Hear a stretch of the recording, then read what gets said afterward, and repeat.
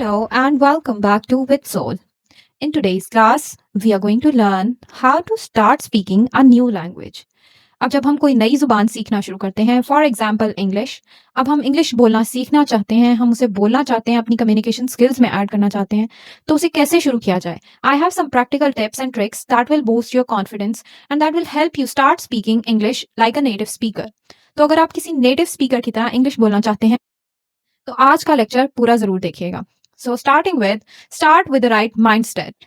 अब माइंडसेट जो है ना, उसकी बहुत ज्यादा इंपॉर्टेंस होती है। हमेशा आप अपना माइंडसेट बनाकर जो चीज स्टार्ट करते हैं, आपने एक प्लान अपने जहन में प्रिपेयर करना है कि हमारा माइंडसेट कैसा होना चाहिए। So don't wait to be perfect. ये नहीं सोचना कि जब हम बिल्कुल परफेक्ट हो जाएंगे उसके बाद बोलना शुरू करेंगे। नहीं, जैसे जैसे आप सीखें वैसे वैसे बोलना शुरू करें। You might make mistakes while speaking, but the key is to keep speaking, to be persistent.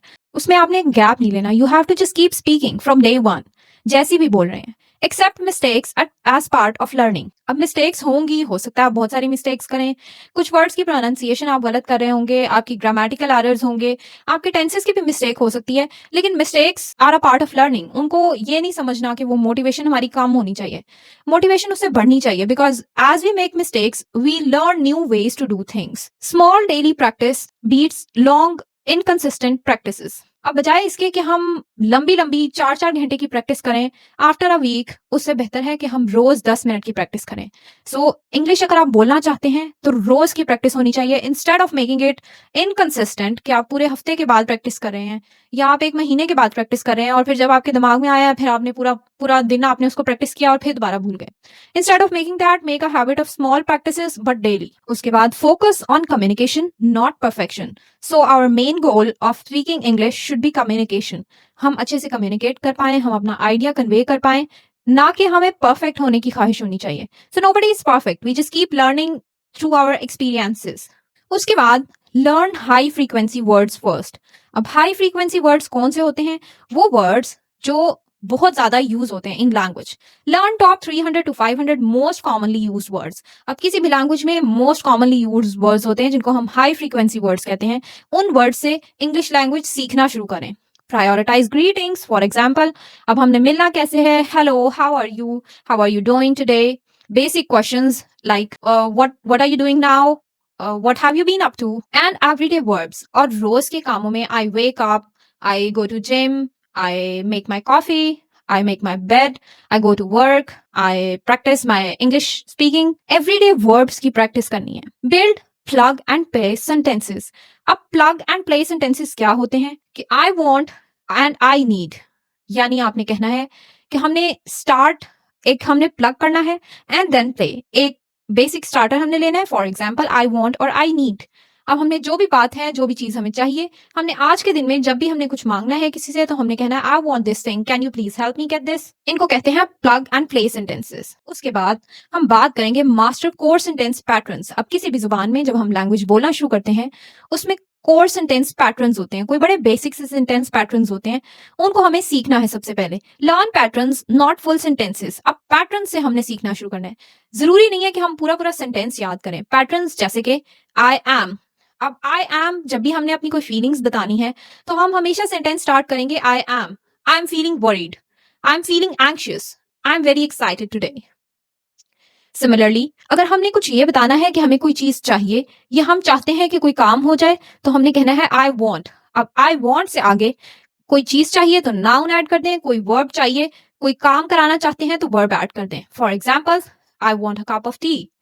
या अगर आप कोई काम कराना चाहते हैं, I want you to do this work for me. Similarly अगर आप चाहते हैं कि कोई और आपके कहने पर कोई काम करे, जैसे कि can you please hold this laptop for me, कोई एक्शन है, आप चाहते हैं कि कोई और आपके कहने पे कोई काम करे।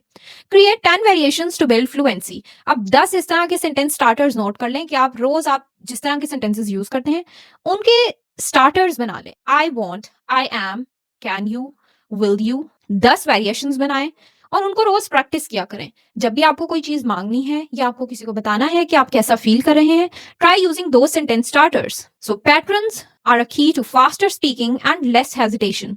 अब आप जब पैटर्न वाले सेंटेंस बोलेंगे ना, तो आप कम हेजिटेंट होंगे बोलने में और क्विकली आप बोल सकेंगे, आपकी फ्लुएंसी ज्यादा होगी खुद ब खुद। After that we have to keep another thing in our mind to use native input smartly. अब नेटिव इनपुट स्मार्टली का क्या मतलब है? Listen to very simple content first. अब नेटिव इनपुट, हम जो नेटिव लोगों की सुन रहे होते हैं, it is all related to our listening skills. अब लिसनिंग स्किल्स में हमें शॉर्ट क्लिप्स से शुरू करना चाहिए।